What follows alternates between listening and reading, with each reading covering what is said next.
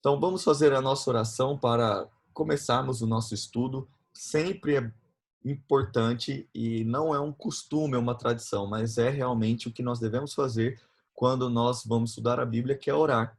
Então, eu queria orar com você para pedirmos a presença do Espírito Santo aqui conosco. Feche seus olhos e vamos lá com Deus. Querido Deus, nosso Criador, nosso Pai, nós agradecemos porque estamos aqui.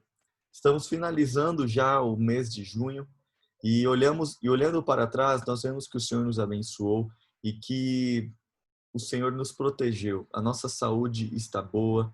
Também nós tivemos muitas vitórias e derrotas durante este período de pandemia. E olhando para frente, nós não sabemos quando vamos retornar ao que era antes, mas sabemos que o Senhor está nos guiando. Por isso, nos guia agora no estudo da tua palavra, que possamos entender este capítulo tão importante do livro de Daniel. Em nome de Jesus. Amém. Então, só relembrando, nós não vamos ler todo o livro agora, né? Perdão, todo o capítulo 4, devido ao tempo. Então, se você ainda não leu o livro, o capítulo 4, você pode pausar o vídeo se você estiver assistindo depois e aí ler, ou qualquer coisa, assiste a explicação. Quem está ao vivo aqui, assiste a explicação e depois você pode revisar, ok? Então eu vou compartilhar a tela com vocês, mas enquanto eu vou fazendo isso, você já pode abrir lá no livro de Daniel. Pegue a sua Bíblia e abra no livro de Daniel, ok? Então vou compartilhar, já coloquei também no grupo, eu já coloquei o material de apoio, então você pode acessar lá este material. Então nós estamos no capítulo 4, nós já tivemos uma parte profética que é no capítulo 2, que fala ali da estátua de Nabucodonosor. Nós tivemos também ali no capítulo 3, o que nós tivemos? Alguém lembra? Nós tivemos a fornalha ardente, que foi uma coisa que Nabucodonosor fez. Ele fez uma estátua toda de ouro e já aprendemos várias coisas. Agora, nós temos aqui um sonho, um outro sonho que Nabucodonosor tem.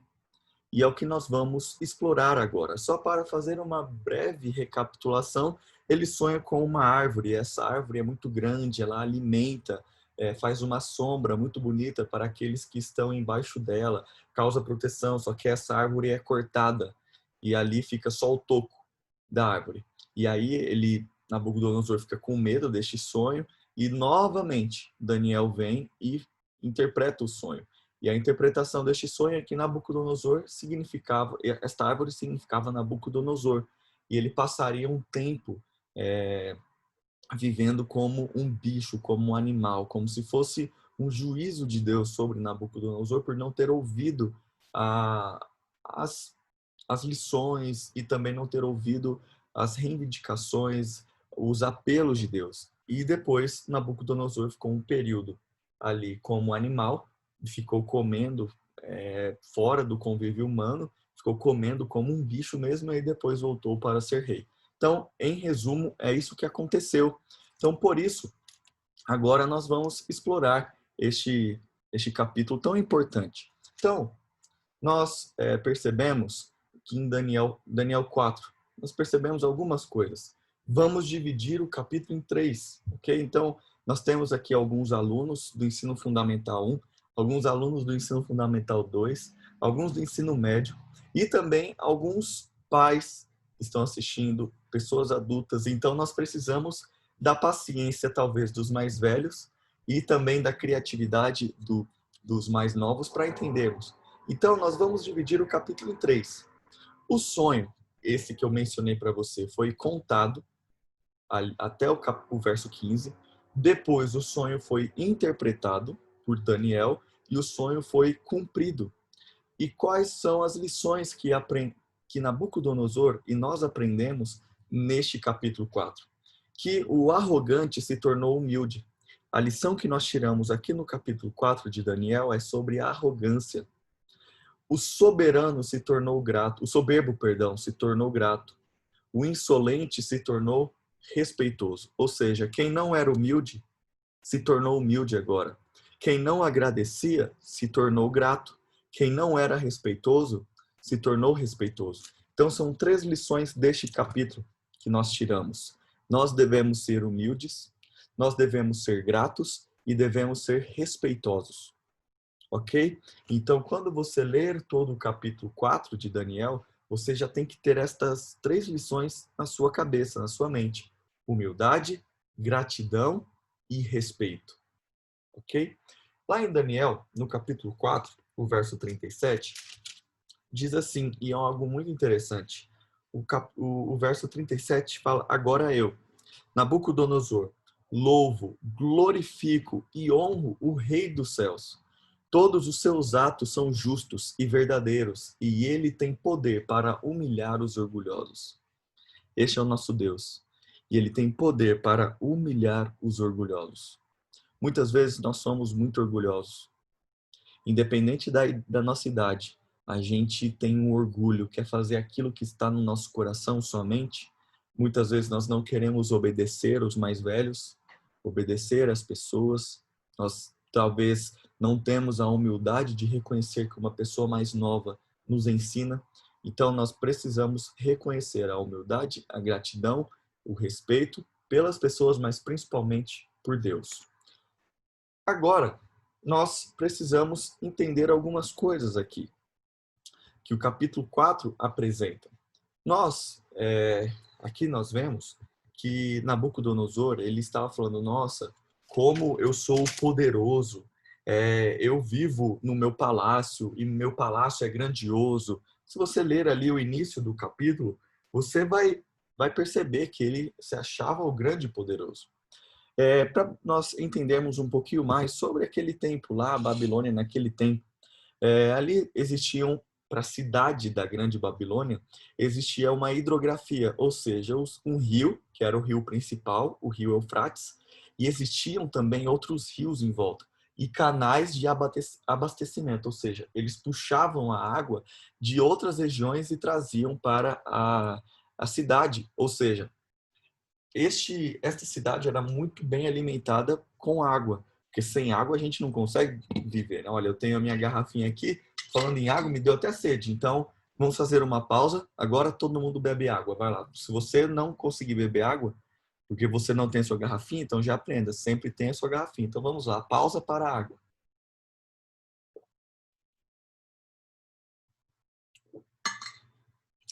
Olha como a água é importante. Pronto, já terminamos a nossa pausa. Porque a água, ela entra no nosso organismo e limpa o nosso organismo. E água era o que tinha de sobra ali na Babilônia. O tamanho da cidade era de 1.000 hectares, algo muito grande. A arquitetura, existiam grandes palácios, grandes templos luxuosos. A economia, o que eles vendiam naquele tempo? O comércio era de minerais, de pedras, minerais e agricultura. Também a cidade era cercada de uma muralha de 27 quilômetros de extensão e 7 metros de espessura. Imagina a espessura, ou seja, não é essa parede de tijolo que a gente tem, que a gente vê que é desse tamanhozinho, não, era 7 metros de espessura. E aí ele fala no verso 30, vejam a grande cidade de Babilônia. Com o meu próprio poder eu construí essa cidade para ser o centro do meu reino e para mostrar o esplendor da minha majestade. Olha como ele era arrogante. Olha como ele era soberbo. Olha como ele acreditava que a sua glória havia construído a cidade de Babilônia. Então ele olhou para a cidade e falou no verso 30, olha como eu sou poderoso. Ele se achava um Deus. E muitas vezes hoje a gente olha as coisas, olha como eu sou legal, como eu sou gente boa, olha como eu sou um bom amigo. A gente pode se achar assim, né, se considerar e saber as nossas qualidades, mas a gente não pode cair na tentação de acharmos que nós somos os melhores, que eu sou poderoso ou poderosa, eu sou isso, eu sou aquilo. Não. Nabucodonosor provavelmente nunca assentou um tijolo durante a sua vida. Por quê? Porque ele mandava as pessoas fazer, ele oprimia as pessoas, ele escravizava as pessoas, ou seja, ele nunca colocou a mão na massa para construir aquela cidade. Ele não havia construído Babilônia. Pelo seu poder, sim, mas ele não chegou e falou pelo eu construído. Não, mas quem construiu foram os pobres, os oprimidos que construíram a cidade. Ela havia sido edificada pelo suor de milhares de escravos oprimidos, imigrantes e outras camadas pobres da nação. O tipo das numerosas multidões cuja mão de obra havia construído cada uma das célebres civilizações da decaída raça humana da história, ou seja, o poder de Nabucodonosor, oprimindo as pessoas, mostra também como muitas nações hoje foram construídas, que nós temos hoje. Nós vemos que muitas pessoas foram escravizadas. Então, aqui o capítulo 4 nos mostra também a história do mundo através da escravidão, através da opressão. Mas vamos avançar. Nós vemos que Nabucodonosor foi advertido pelo profeta. Daniel não apenas interpretou o sonho, mas indicou uma solução em dois aspectos. Vamos ver o verso 27. Aí, ó, capítulo 4, verso 27. Leia aí junto comigo. 27. Ó, rei Nabucodonosor, aceite o meu conselho. O que ele falou? Pare de pecar e faça o que é certo. Deixe os seus pecados para trás e tenha compaixão dos pobres. Quem sabe então o rei continuará a prosperar. Ou seja, ele tinha dois aspectos, o aspecto religioso e o aspecto ético. O profeta falou para Nabucodonosor: pare de pecar, abandone o pecado, abandone a maldade e também pratique a justiça e pratique a bondade. E isso é um alerta para nós hoje. Nós devemos praticar a justiça, sermos justos com as pessoas, cuidarmos das pessoas que talvez não têm dinheiro, não tem agora que está um pouquinho mais frio. Hoje não está tão frio aqui em Brasília, né? Mas nesse período de inverno, as pessoas ficam com frio, levaram um cobertor, um agasalho, uma comida. Pessoas que perderam o emprego devido à pandemia, nós devemos auxiliar, praticar a bondade.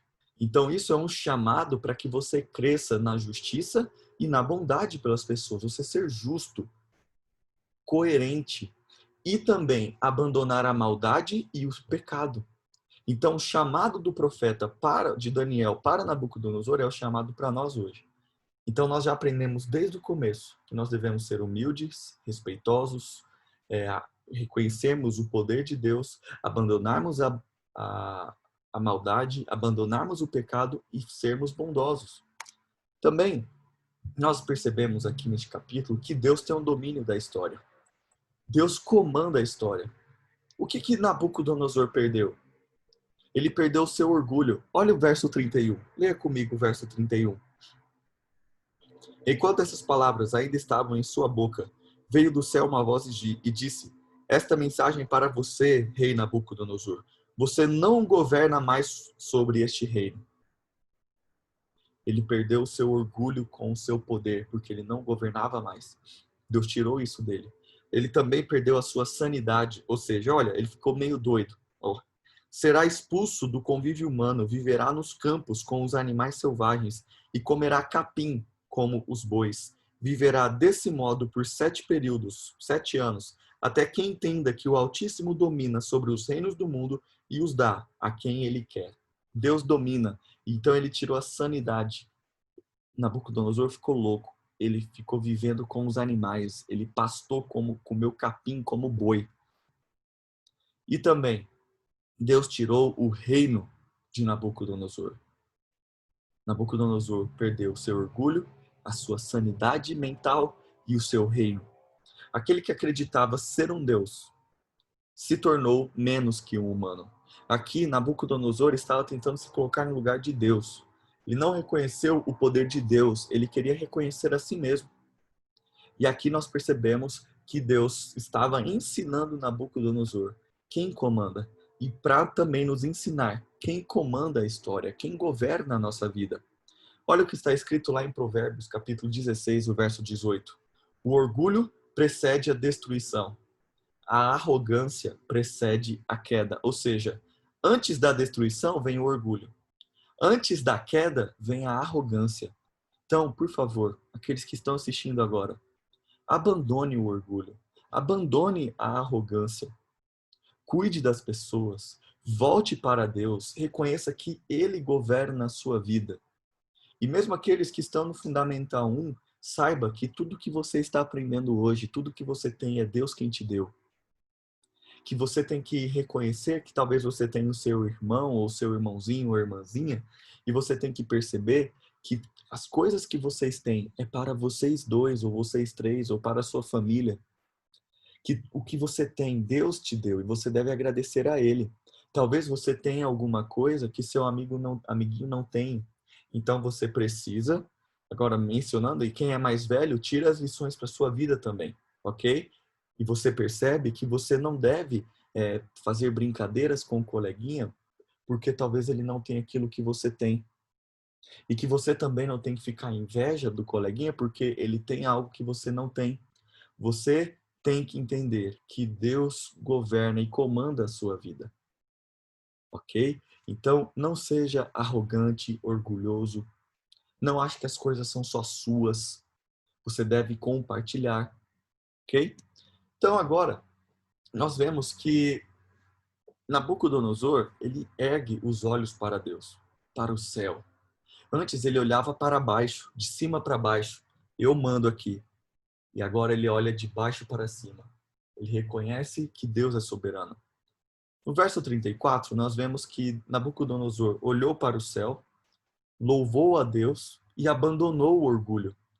E nós percebemos que ele foi curado da sua doença mental, ele reconheceu a soberania de Deus e ele foi restabelecido no trono.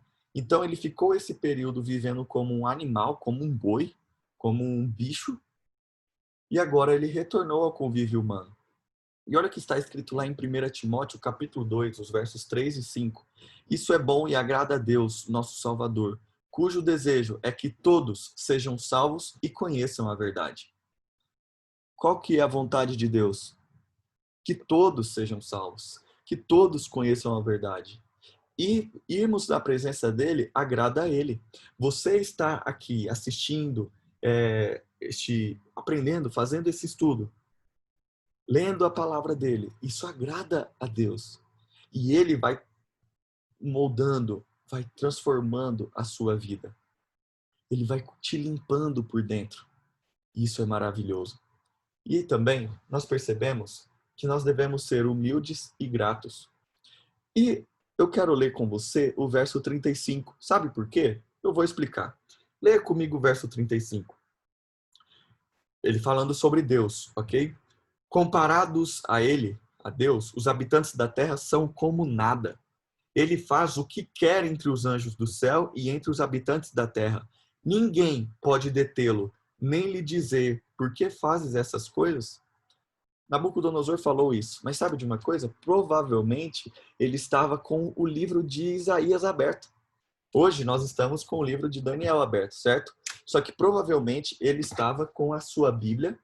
Não é da maneira que nós temos hoje, claro, porque ali a história ainda estava acontecendo, a história bíblica, e ele estava provavelmente com o livro de Isaías. Sabe por quê? O profeta Isaías fala o seguinte: todas as nações são perante ele como nada, e nenhum há quem possa livrar alguém das mãos de Deus.